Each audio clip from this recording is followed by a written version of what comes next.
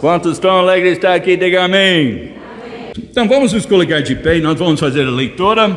Lucas capítulo 13. E naquele mesmo tempo estavam presentes ali alguns que lhe falavam dos galileus, cujo sangue Pilatos misturara com seus sacrifícios.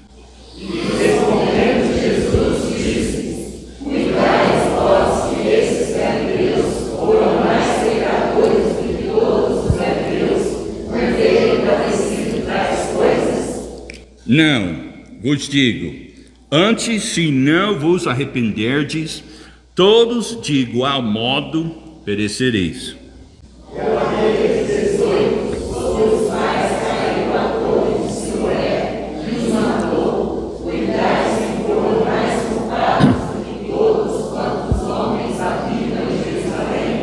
Não, vos digo, antes, se não vos arrependerdes, todos de igual modo perecereis. Dizia esta parábola: um certo homem tinha uma figueira plantada na sua vinha, e foi procurar nela fruto, não achando. E disse ao vinhanteiro: eis que há 3 anos venho procurar fruto nessa figueira, e não o acho. Corta-a, porque ocupa ainda a terra inutilmente. Versículo 9. E se der fruto, ficará, e se não der, depois a mandarás cortar. O título da mensagem nessa noite é Você que Decide, Vida ou Morte. Oremos. Pai, agradecemos ao Senhor mais uma vez pela bênção de estarmos aqui com o povo de Deus, na casa de Deus, louvando e agradecendo o teu santo nome. Nós louvamos ao Senhor pelos 50 e tantos anos de existência dessa igreja, pelas almas que já foram alcançadas, pela obra que o Senhor tem feito. Agradecemos por cada pastor e cada pessoa que tem investido para que essa obra fosse realizada, e que o Senhor continue abençoando para que essa luz continue brilhando cada vez mais para a glória do Senhor. E abençoe agora a mensagem da Tua Palavra, que Teu Espírito Santo a leva aos nossos corações e que o Senhor nos leve mais perto de Ti. Nós pedimos agradecidos em nome de Jesus. Amém. Podem se sentar. É você que decide, ou vida ou morte. Então aqui nessa passagem nós encontramos realmente 2 tragédias. Versículo 1 a 3 fala sobre um povo, os galileus, que morreram nas mãos de Pilatos. O sangue deles foi misturado com os sacrifícios e eles morreram de uma morte muito trágica. Também versículo 4 e 5, a Bíblia fala e conta também sobre a morte de um outro povo, também na cidade de Jerusalém, onde que caiu uma torre que se chama de Siloé. E como que aquela torre caiu e aquele povo morreram através daquela tragédia. E havia um pensamento naquela época que as pessoas que estavam interrogando Jesus, eles perguntaram: Jesus, essas pessoas morreram por causa do seu pecado? Porque eles eram piores do que as demais pessoas, eles estavam sendo castigados por causa dos seus pecados, eles estavam morrendo por causa das coisas ruins que eles faziam. E daí Jesus, ele sempre responde com uma pergunta, e quando Jesus ele faz uma pergunta, ele não está querendo saber alguma coisa, sabe? Quando Jesus faz uma pergunta, ele está querendo que nós refletimos, ele está querendo que nós pensamos. Jesus não está buscando alguma informação. Portanto, Jesus ele faz a pergunta e ele diz, versículo 2: cuidais vós que esses galileus foram mais pecadores do que todos os galileus por terem padecido tais coisas? Então ele perguntou: você acha que eles eram pior do que os demais por ter padecido, sofrido tanto? E daí versículo 4 ele faz outra pergunta: cuidais que foram mais culpados do que todos quantos homens que habitam em Jerusalém? Essas pessoas estavam acusando essas pessoas que morreram por ter feito algum pecado escondido e por isso eles estavam sendo castigados. Sabe, muitas vezes quando nós apontamos um dedo para o outro, tem 3 dedos apontados para nós, né? Nós devemos nos refletir, nós devemos pensar, e nós devemos pensar realmente em nossa própria vida. Portanto, Jesus falou para eles, então não cuidais que eles eram piores, mas e você? Se não vos arrependerdes, de igual modo perecereis. O que Jesus estava falando é que todos nós necessitamos de arrependimento. Todos nós somos pecadores. Todos nós somos capazes de cair.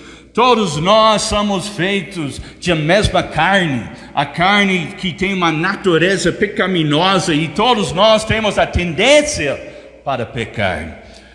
Mas Jesus diz a importância que nós reconhecemos e nós refletimos em nossa própria vida, nossos próprios corações, se nós estamos levando uma vida de arrependimento perante Deus. Lembra-se, versículo 6, é uma continuação do ensinamento de versículo 5. Jesus continua dizendo, veja o versículo 6, e ele diz, um certo homem tinha uma figueira plantada na sua vinha e foi procurar nela fruto, e não o achando, disse ao vinheteiro, eis que há 3 anos venho procurar fruto nessa figueira e não o acho. Corta-a, porque ocupa ainda a terra inutilmente.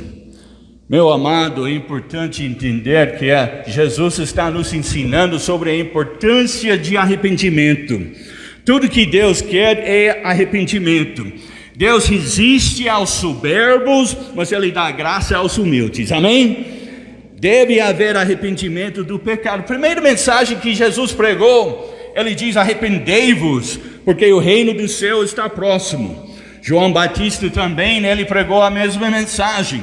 Ele diz, arrependei-vos, porque está próximo o reino dos céus. E ele diz, produzi, pois, frutos dignos de arrependimento. Então, o que significa arrependimento? A palavra arrependimento significa dar uma vida à volta. Arrependimento é quando nós deixamos o pecado e dá uma vida à volta em nossas vidas. Verdade, o arrependimento é o portal para a vida. O arrependimento é o portal para uma vida nova. Certa vez uma garota, de mais ou menos 7 anos de idade, ela se apresentou para o pastor, ela disse, pastor, quero me batizar. E daí o pastor queria questionar, né, a profissão de fé dela. E ele falou, então garota, você entende o que significa fé? Ela falou, eu confiei somente em Jesus como meu Salvador. E ela falou, e o arrependimento? Você já se arrependeu do seu pecado? O que significa arrependimento? E aquela garota explicou muito bem. Ela falou, pastor, antes de me converter a Jesus, eu corria atrás do pecado. Agora eu corro do pecado. Arrependimento nos leva a dar uma vida à volta, nos leva a dar uma mudança.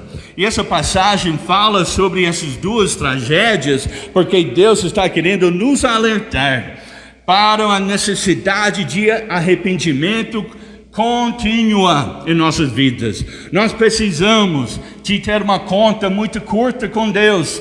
Não deve passar muito tempo sem se arrepender, sem pedir perdão dos nossos pecados. A nossa vida é curta, mas o amor de Deus é grande. E Ele chama, e Ele chama, e Ele chama. E as pessoas não são descartáveis, porque Deus quer consertar a sua vida. E Ele chama, e chama, e chama. E Ele nos chama a nos arrepender e chegar mais perto dEle. O primeiro passo para consertar a sua vida é o arrependimento. Esse ano da pandemia é um ano inesquecível, que nós não podemos esquecer, não somente esse ano, mas no ano passado. Mas será que é um sinal que Deus está dando mais uma oportunidade para toda a humanidade? Busquem os caminhos do Senhor. Versículos 6 a 9 A Bíblia nos mostra a necessidade de arrependimento. Antes de acontecer uma tragédia, Deus dá uma chance para todos se voltarem a Deus. Ele diz, versículo 6, Jesus está querendo ilustrar a importância de produzir frutos dignos de arrependimento em nossas vidas.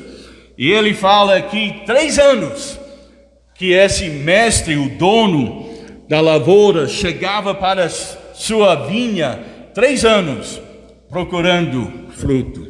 Essa igreja tem muito mais de 3 anos. Mas cada ano, certamente, na sua vida, na minha vida, Deus ainda procura frutos. Deus ainda procura mudança. Será que nós estamos permitindo que Deus nos transforme à imagem de Cristo? Será que o fruto do Espírito Santo está sendo visto através da nossa vida? Será que Deus ainda está produzindo os frutos em nossas vidas? A Bíblia diz que essa planta, essa figueira, foi plantada com um propósito. E meu amado, Deus tem um propósito para a sua vida também. Deus tem um propósito para você estar aqui nessa igreja, na Igreja Batista Independente aqui de Altinópolis. Deus tem um propósito para você estar aqui. Não é só para ocupar o lugar, mas para dar fruto. Para dar fruto para a glória dele. E cada ano ele chega e ele procura, será que esse ano o irmão fulano realmente vai produzir o fruto que eu desejo? 3 anos ele chegava procurando, até que um dia ele falou, então é melhor tirar ele, porque ele está apenas ocupando o espaço aí, tira ele. E daí o lavador, ele disse, não, deixe que eu trabalhe mais com ele, deixe que eu cave ao redor, esterca, põe um fertilizante e ajuda para que ele possa continuar se fortalecendo.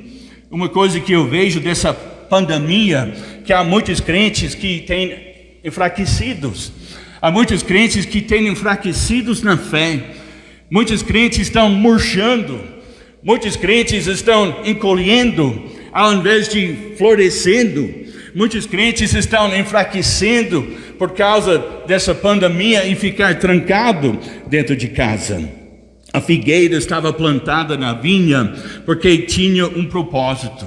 E Deus quer realizar o seu propósito para a sua vida. Amém? Deus tem um propósito.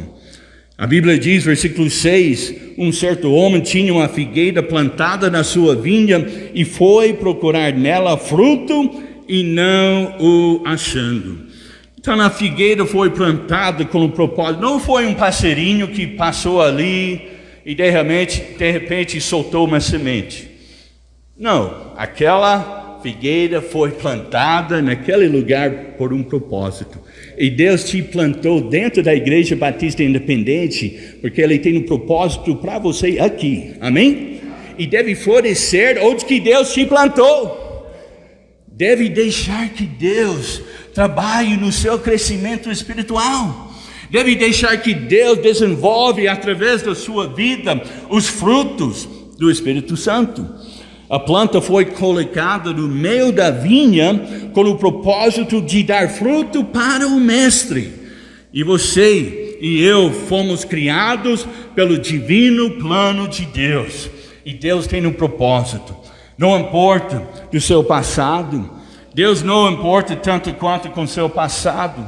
Nós temos vários irmãos lá em São Paulo que têm passados bem atribulados. Nós temos um irmão que faz parte da diretoria, que ele tocava numa banda sambista, e ele ainda leva as marcas daquela vida nos seus braços, porque ele tem tatuagem daquela vida, mas Cristo transformou a sua vida. E não importa de onde você veio, e Deus não importa tanto quanto com o seu passado, como Ele importa com o seu futuro, e Ele tem um plano maravilhoso para o seu futuro. Ele quer te usar. E Ele quer que seu futuro seja um futuro frutífero, seja uma vida frutífera. Nós vimos aqui nessa história que você não está aqui por acaso. Deus tem um propósito. Eu tenho aqui uma nota de 5. Alguém gostaria dessa nota de 5? Levanta a mão. Eu sei, não vale muito, né? Mas, verdade, quem gostaria dessa nota de 5? Ok, algumas pessoas. Né? Então, nessa nota de 5, quanto que vale? Quanto? R$5. Né? Eu não perguntei em dólar, em euro, nada disso. Quanto que vale em moeda portuguesa brasileira? R$5. Então, eu tenho uma nota de 5, que tem esse mesmo valor. Mas se eu pegar essa nota de 5 e vai amassando aqui, isso aconteceu comigo uma vez, ficou uma nota de 100 no bolso, né, das calças, e a Steph jogou na máquina, bateu ali, né, ficou lá naquela máquina de lavar, e quando tirou estava quase caindo em pedaços. Mas sabe, quando eu tirei aquela nota de 100, eu joguei no lixo? Não, porque ainda tem o mesmo valor. Essa nota de 5 você pode amassar, você pode jogar no chão, você pode sujar, você pode até rasgar. Mas se você pegar uma fita Durex, você pode consertar. Porque essa nota vale quanto? 5. Não importa o que você fez com essa nota, tem o mesmo valor. E não importa o que você fez na sua vida, você tem o mesmo valor para Deus. E Deus te criou por um propósito. E Deus quer que você realize os propósitos de Deus para a sua vida. Deus quer usar a sua vida para dar fruto. Deus quer usar a sua vida para produzir, para ser uma bênção. A figueira estava num lugar de destaque. A figueira foi colocada no meio do jardim.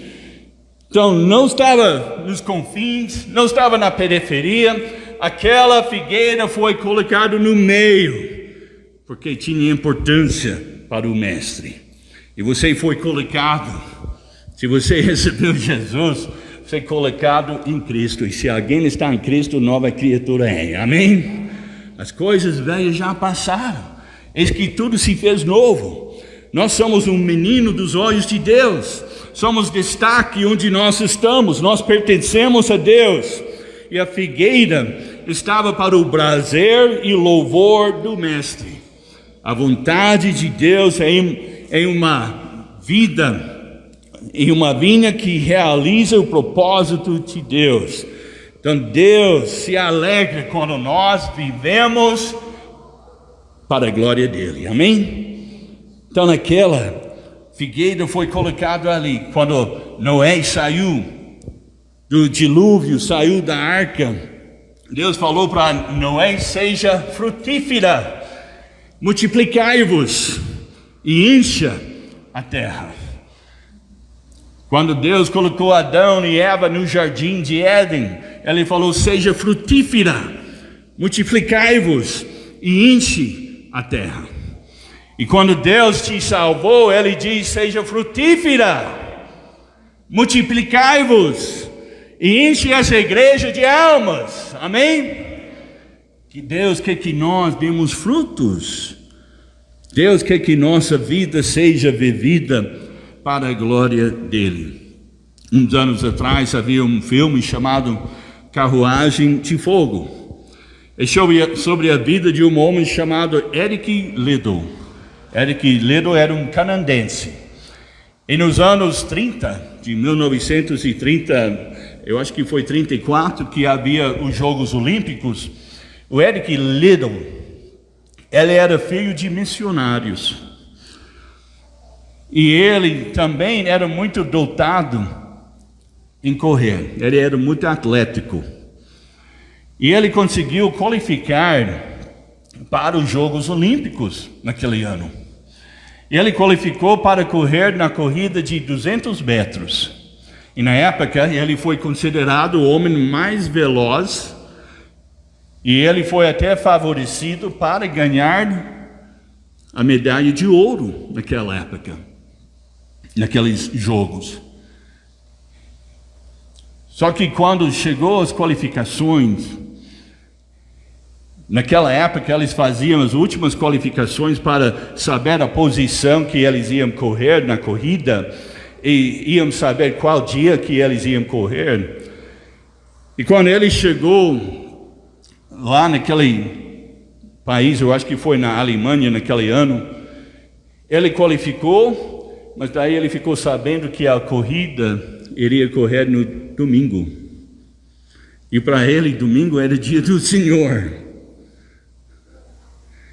E daí ele, naquela noite, ele orou, ele falou: Senhor, sei que o Senhor me fez por um propósito.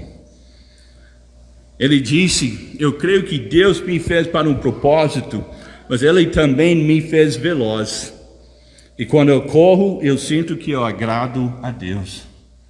E ele falou: Senhor, quero te agradar de todo o coração, mas é a minha convicção que eu não corro no domingo.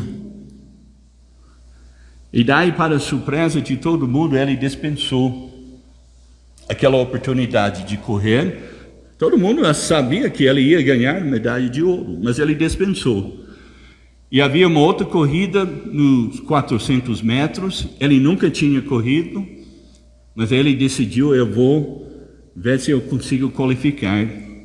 E ele qualificou, só que aquela corrida caía num dia da semana. E ele conseguiu correr na corrida de 400 metros e ele ganhou medalha de ouro. Porque ele decidiu: Deus me fez por um propósito. Eu sei que Deus me fez veloz. E pode ser que você é dotado em certas áreas da sua vida, mas usa aquele dom para a glória de Deus. E ele decidiu: eu vou correr para a glória de Deus. Até que fez um filme sobre a vida dele, vocês podem assistir. Mas daí ele disse: eu creio que Deus me fez para um propósito, mas Ele também me fez veloz. E quando eu corro, eu sinto que agrado a Deus. E daí ele disse mais tarde: desistir de correr seria desprezá-lo. Ele sabia que Deus tinha um propósito para a vida dele. E Deus tem um propósito para a sua vida também. Você não foi plantado por acaso. A figueira servia para alimentar a fome dos vizinhos também. E quando a videira não dá fruto, as pessoas passam fome que vivem perto dela. Então aquela figueira foi plantada porque o mestre buscava a fruto, porque ele queria experimentar. Talvez ele queria dar para a vizinhança. Talvez as outras pessoas precisavam. Realmente Deus nos salvou e nos plantou para dar fruto, porque há outras pessoas nesse mundo tentando preencher o vazio do seu coração com coisas do mundo, com drogas, com as coisas e os prazeres do mundo, mas só Cristo satisfaz. Nós temos a mensagem que o mundo necessita. Quantas pessoas ao seu redor que estão com fome?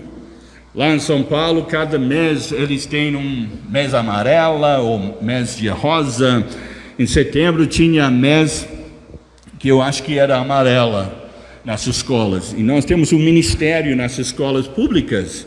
O nosso filho, ele faz o chamado Conexão Jovem, e ele vai nas escolas públicas e ele leva a palavra de Deus. Mas aquelas escolas, os diretórios estão pedindo enviar mais pessoas, porque eles têm um problema muito sério com adolescentes que estão se cortando e até se suicidando. Pessoas vazias. Realmente quebra o coração para conversar com uma jovem e olhar nos seus braços e ver tudo cortado. Uma jovem de 13 anos de idade.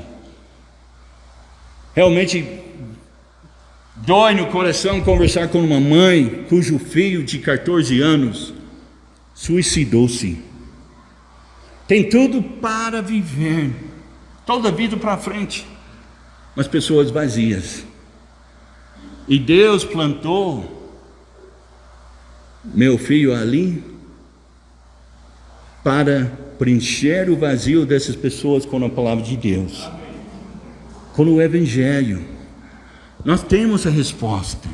Deus nos plantou para dar fruto, porque as pessoas vazias, pessoas deprimidas, desesperadas, sem rumo na vida, que Deus nos use para mostrar o caminho de Deus. Mas segundo, veja, não somente o propósito da plantação, veja a proteção da plantação. A vinha era o lugar colocado no jardim, era o lugar colocado no meio, e em volta daquele jardim tinha um muro de proteção. Graças a Deus pela igreja local, amém? Tem um muro de proteção que Deus tem colocado em volta das nossas famílias, em volta dos nossos filhos, em volta das nossos lares. A Bíblia fala em Provérbios capítulo 24, versículo 30, passei pelo campo do preguiçoso e junto à vinha do homem falto de entendimento, estava todo cheio de cardos e a sua superfície coberta de ortiga e o seu muro de pedras estava derrubado. E o que eu tenho visto guardarei no coração, e vendo-o recebi instrução, um pouco a dormir, um pouco cochilar, um pouco deitado de mãos cruzadas para dormir, assim te sobrevirá a tua pobreza como um vagabundo e tua necessidade como um homem armado. Qual foi o problema? Então invadiu aquele jardim de coisas ruins porque o muro estava quebrado. Nós precisamos de muros, limites para nossas vidas, amém? Porque o inimigo quer entrar no seu lar, ele quer entrar nos seus relacionamentos, ele quer entrar na vida dos seus filhos, e às vezes ele entra através da mídia, às vezes ele entra através da internet, ele entra através de um sala de bate-papo, e se não tiver limites e proteção e muros, o que acaba acontecendo e acaba estragando o seu jardim. A Bíblia fala em Isaías como que Deus compara o povo de Israel com um jardim. E ele diz que eu plantei num solo fértil. Ele diz que eu cerquei, limpando de pedras, plantou numa excelente vide, edificou no meio dela uma torre e também construiu nela num lagar e esperava que desse uvas boas, porém deu uvas bravas, azedas. Quantos gostam de uvas? Eu gosto, né? Suco de uva, mas quem gosta de suco de uva azedo, ruim? Deus está dizendo, eu fiz tudo para ter uma colheita boa, mas mesmo assim deu uvas bravas. Sabe, o pastor, ele pode fazer tudo, pregar, ensinar, os professores podem ensinar a palavra de Deus, fazer tudo para proteger, mas se nós pais não fazemos nossa parte, mesmo sendo plantado numa vinha boa, pode dar uvas bravas. Por isso nós precisamos de tampar os muros. Precisa tampar os muros, porque é para a nossa proteção, é para a proteção do nosso casamento, é para a proteção da nossa família. Se fulano atende o telefone e daí ele vai escondendo atrás de uma coluna para conversar com alguém, tem algo errado. Se não pode deixar o seu aparelho aberto para sua esposa ver as mensagens, tem algo errado. O que nós temos para esconder? Todos nós precisamos de muros, amém? Todos nós precisamos de contabilidade. Todos nós precisamos de prestar contas para alguém. Todos nós precisamos de colocar limites e proteção nas nossas vidas, porque senão, mesmo sendo plantada numa vinha boa, pode dar uvas bravas. Eu tenho visto na vida de muitos crentes uvas bravas. Que Deus nos ajude, amém? Que Deus nos dê sabedoria. Se o Senhor não edificar a casa, em vão edificam. Se o Senhor não guardar a cidade, em vão vigia a sentinela. Então nós somos as sentinelas da nossa família, amém? A vinha ficou invadida de toda coisa ruim. O mundo é importante por dois motivos: proteção e separação. Proteção e separação. O mundo estabelece os limites. É importante que haja limites em nossas vidas. A vinha ficou sem proteção alguma. Os muros foram destruídos. Então nós devemos tomar cuidado para que não desmanche os muros. Pelo menos é bom perguntar por que foi colocado aquele muro, né? Antes de desmanchar. Uns anos atrás eu tinha um amigo, né, que comprou um terreno novo e logo tinha um muro feio aí, e ele foi desmanchar aquele muro porque era feio, sem perguntar por que foi colocado. Infelizmente aquele muro pertencia ao seu vizinho, que fazia parte da casa dele. E daí ele teve que gastar mais para reconstruir. Se ele tivesse perguntado. Nós temos alguns muros que nós chamamos de limites, de proteção, de separação, que foram colocados por algum motivo. Tem limites na sociedade, limites na sexualidade. Fornicação significa sexo fora do casamento. Está fora do muro. Não dá para pular o muro, tem que ficar dentro do muro, amém? Prostituição é sexo com vários parceiros fora do relacionamento. Está fora do muro. Adultério, sexo com alguém que não é seu cônjuge. Se você é casado, você tem um muro em volta do seu casamento, amém? Fica dentro do seu muro. Homossexualidade, sexo com pessoas do mesmo sexo, fora do muro. Por que a Bíblia fala tanto? Pastor, isso é uma conferência, né, de aniversário, pelo amor de Deus, fica dentro do assunto. Deus fica dentro desse assunto. Porque Deus expulsou os cananeus da terra prometida por causa desses pecados. Os pecados de sexualidade, bestialidade, sexo entre pessoas e animais. E nós pensamos, que horror! Mas pode esperar, né? Vai ser a próxima coisa que eles vão querer impor na nossa sociedade. Você fala, mas pastor, isso é ridículo. Nós pensamos assim uns poucos anos atrás, né? Sobre casamento gay e as demais coisas que estão acontecendo, a teoria de gênio. Eu não sei se chegou aqui no interior, mas lá no capital há uma luta entre nossos pais e os educadores. Querem impor a ideia que a pessoa nasce e pode escolher qual sexo que ela quer pertencer. Deus determinou macho e fêmea. Deus colocou os muros, limites para nos proteger. Então ninguém nasce como fornicador, ninguém nasce como prostituta, adúltero, homossexual, bestial. Ninguém nasce com essas coisas.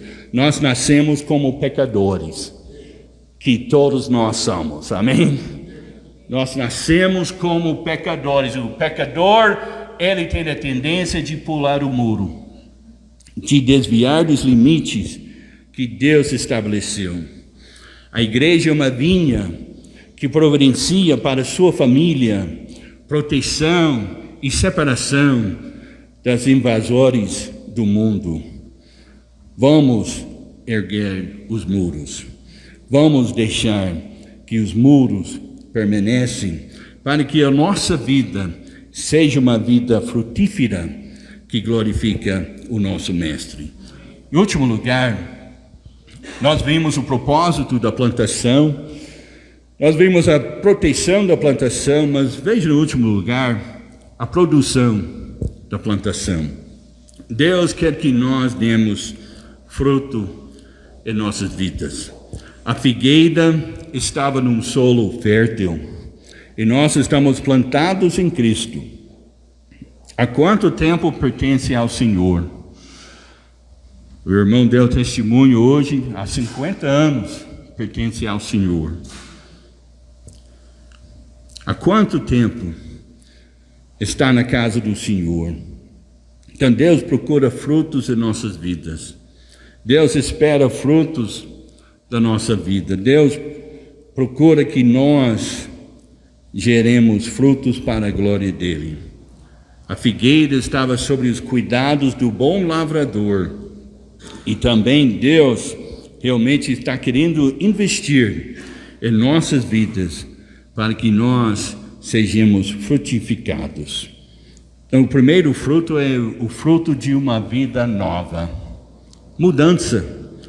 Como João Batista diz, produzir, pois, frutos dignos de arrependimento. E não presumais de vós mesmos, dizendo, temos por pai Abraão, porque eu vos digo que mesmo dessas pedras, Deus pode suscitar filhos a Abraão. Sabe, irmãos, Deus não tem netos, Ele só tem filhos. E João Batista estava dizendo naquela época, só porque você pertence à linhagem de Abraão, não quer que você é crente. Abraão era crente, não era? Ele cria em Deus. Pai Abraão, nós cantamos. Mas só porque seu pai, seu avô, bisavô, talvez você nasceu num lar evangélico, num berço evangélico. Mas cada um de nós necessitamos de arrepender e crer e nascer de novo na família de Deus. Então, João Batista, ele falou, produzir, pois, frutos dignos de arrependimento. Então, nós realmente devemos demonstrar uma mudança de vida. Mesmo meus filhos, eu converti com 18, 19 anos de idade. Meus filhos, a maioria, nós temos 3, fizeram uma profissão, mas quando eu era mais novo, mais tarde, mais velho, eles confirmaram aquela profissão. Mas no caso de todos eles, mesmo crescendo no lar cristão, eu vejo a mudança de vida. A mudança que aconteceu quando creram no Senhor. Isso chama arrependimento. E daí o fruto do Espírito em nossas vidas é gerado depois. O fruto do Espírito é amor, gozo, paz, longanimidade, benignidade, bondade, fé, mansidão, temperança, e contra essas coisas não há lei. Você não pode gerar o fruto do Espírito com seu esforço. Acontece enquanto você está diariamente na palavra, diariamente em comunhão com Deus, e o fruto do Espírito Santo tem a liberdade. Quando você está com seus pecados confessos perante Deus, se andarmos na luz como Ele na luz está, nós temos comunhão um com o outro. E o sangue de Jesus Cristo, seu Filho, nos purifica de todo pecado. E aí, enquanto nós estamos em comunhão com Ele, Ele pode fluir através da nossa vida e produzir esses frutos. Mas no último lugar é o fruto de almas, ganhos para Cristo.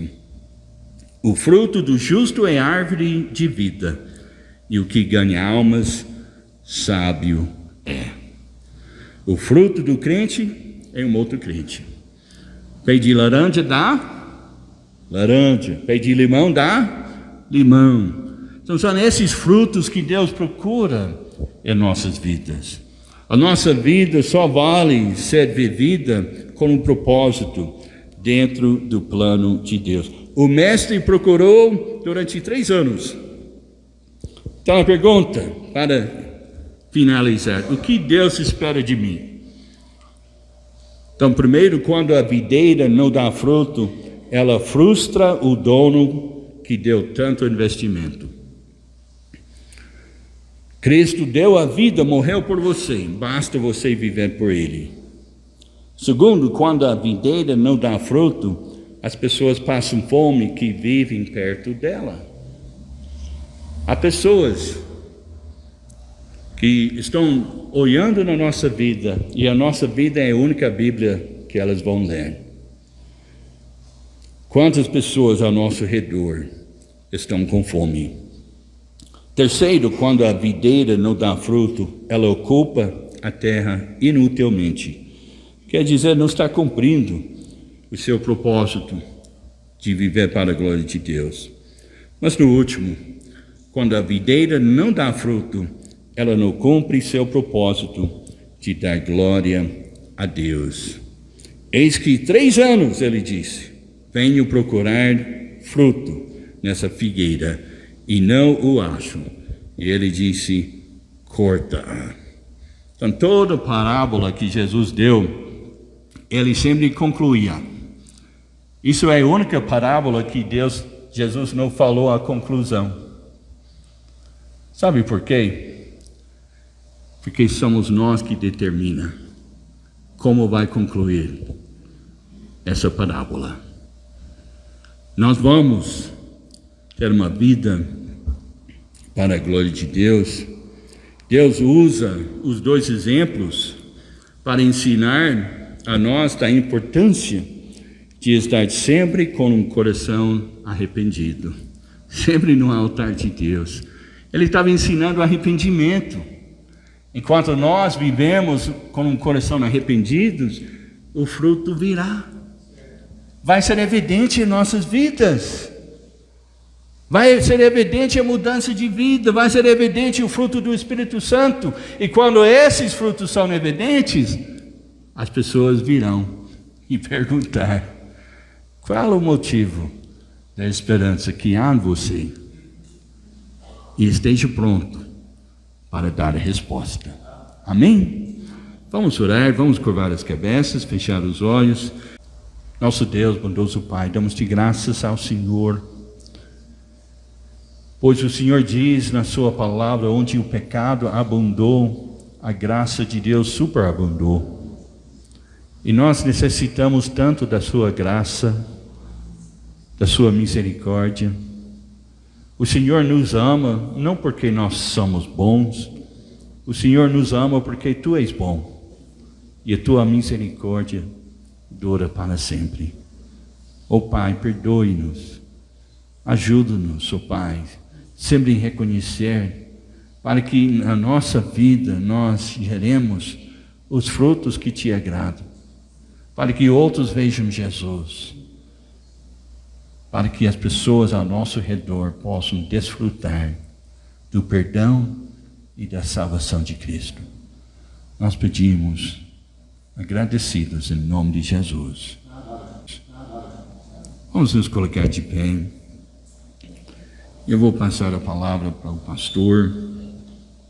Ok, louvado seja Deus pela sua palavra. Com Deus bondoso nós temos, nos dá a oportunidade de que por meio do Espírito Santo sejamos examinados. E nós não precisamos examinar uns aos outros, mas deixemos examinar a nós mesmos. E em alguns momentos nós pensamos, eu não tenho do que me arrepender. Então é uma oportunidade excelente para você se arrepender de achar que não tem do que se arrepender. Todos nós temos, infelizmente, né? Por mais que nós tentemos permanecer, ainda somos fracos e Deus quer nos ajudar. Então, louva a Deus pela explanação da palavra, que certamente ela não volta vazia. Tem um propósito, tanto para a igreja, como para aqueles que ainda talvez, ainda que pense que faz parte da igreja, mas pode fazer parte de uma igreja aqui humana, mas para fazer parte da igreja espiritual você precisa nascer de novo. E o pastor começou falando sobre, é você quem decide. Foi dado por Deus a condição de você decidir vida ou morte. Em Cristo é vida, amém? Vida eterna. Sem Cristo é uma eternidade, sem Ele é morte. Mas não precisa ser assim. Ele ainda está nessa noite, como está em todo o tempo, chamando para que você tome uma decisão ao lado dele. Não apenas colocá-lo, como eu bem ontem estava dizendo na segunda igreja, muitas pessoas até veem Cristo como um bom exemplo, um bom homem, um ser elevado, e vão querer colocar no lugar que ele não cabe. Jesus não cabe em nenhum lugar que não seja como Deus, o Deus encarnado. Então, se você ainda não viu em Jesus o Deus encarnado ali morrendo para perdão dos seus pecados, você ainda não faz parte da igreja espiritual. E não sou eu que vou forçar você a fazer isso, mas a palavra de Deus é muito clara. A palavra de Deus diz que, o próprio Jesus dizendo, na verdade vos digo que quem ouve a minha palavra e crê naquele que me enviou tem a vida eterna. E não entrará em condenação, mas passará da morte para a vida, passou da morte para a vida. Porque Deus já fez a parte dele. Deus amou o mundo de tal maneira que deu seu Filho unigênito para que todo aquele que nele crê não pereça, mas tenha a vida eterna. O amor de Deus já foi derramado. Mas para você desfrutar dele, você precisa tomar posição diante desse amor. Quero orar mais uma vez. Pai, muito obrigado. Tu és bom. Ninguém melhor do que o Senhor para desvendar corações nesta noite, tanto de crentes como daqueles que ainda não comungam com a verdade. Quando eu digo crente, não estou dizendo de uma religião, mas de pessoas que creem no Senhor Jesus Cristo. Muito obrigado a Deus, porque tão bondosamente o Senhor já começou nos dando benefícios com essa série de conferências, em tudo que já foi apresentado, pela Tua palavra, Deus, que veio nos mostrar o quanto o Senhor é zeloso, o quanto o Senhor é fiel, o quanto o Senhor é justo. Obrigado a Deus, porque é através do Evangelho que nós somos convencidos pelo Espírito Santo que nós precisamos arrepender dos nossos pecados. E depois de aceitar o favor do Senhor na cruz em Cristo Jesus, nós precisamos estar sempre atentos, porque o pecado ainda infelizmente nos leva ao Deus a desagradar o Senhor. Mas como disse, nós sabemos que o Senhor perdoa, nos levanta e nos faz continuar para cumprir a Tua vontade aqui nessa terra como igreja. Então louvado seja o Senhor por cada um que aqui pôde ouvir a Tua palavra. E se alguém ainda, ó Deus, precisa de um esclarecimento maior, o Teu Santo Espírito pode muito bem fazer isso. E trazer, ó Pai, ao coração deste ou destes, a verdade que está tão expressa na Tua palavra. Muito obrigado, ó bendito Jesus, por nos dar a oportunidade de conhecer a Ti e, por meio do conhecimento, chegar até o Deus Pai. Louvamos o Teu santo nome. Também, ó Deus, pelo Espírito Santo do Senhor que convence o pecador do pecado, da justiça e do juízo. Então não são pessoas que fazem isso. Não é a igreja em si, mas é o Teu Santo Espírito usando a Tua igreja e as pessoas. Louvamos o Teu santo nome. E pedimos que o Senhor nos dê, ó Deus, uma boa noite para o descanso do nosso corpo. E ao sairmos daqui, a Tua palavra viva e eficaz pode ainda trabalhar em corações nessa noite. Seja de crentes que estão afastados do Senhor, da Tua casa, da comunhão com os irmãos, ou seja, de pecadores que ainda não têm paz com o Senhor, porque a paz com o Senhor só é conseguida através de Cristo Jesus. Então Te louvamos. E nos dê também a oportunidade, se amanhã o Senhor permitir, ó Deus, de ter um bom dia para a execução das nossas tarefas. Para que logo mais à noite também, Senhor, providenciando, nós possamos chegar para cultuar o Senhor com alegria, com gratidão, reverência e disposição. Muito obrigado por tudo que o Senhor já fez por nós e que ainda vai fazer. Nós Te adoramos em nome de Jesus. Amém.